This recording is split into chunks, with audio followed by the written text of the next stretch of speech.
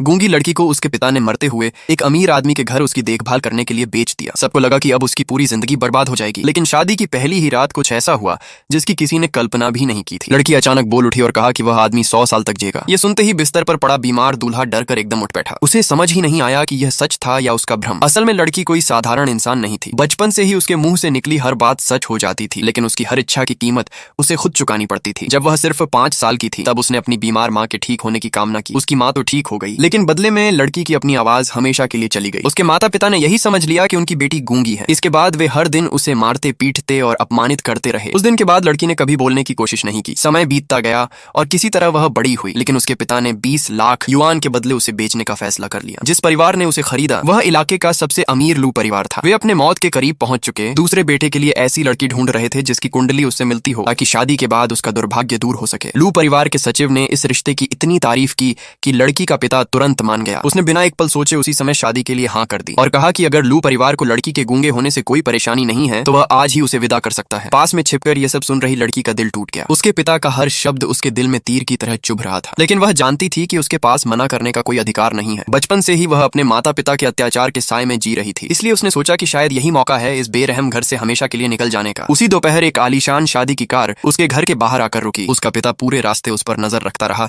ताकि वह कोई परेशानी खड़ी न कर दे। घर में सिर्फ उसकी दूसरी बहन का दिल नरम था। उसने चुपके से लड़की के हाथ में बिस्कुट का एक छोटा सा पैकेट रख दिया। उसकी आंखों में चिंता और अपनापन साफ दिखाई दे रहा था। लड़की ने बिस्कुट का एक टुकड़ा खाया और उसकी आंखों से अपने आप आंसू बहने लगे। उसे पहली बार महसूस हुआ कि इस ठंडे और बेरहम घर में किसी ने उसके लिए सच्चा अपनापन दिखाया है। शादी के समारोह में बहुत सारे मेहमान मौजूद थे, लेकिन दूल्हा अपनी गंभीर बीमारी की वजह से वहां नहीं आ सका। उसकी जगह उसके बड़े भाई ने उसकी ओर से अंगूठियों की रस्म पूरी की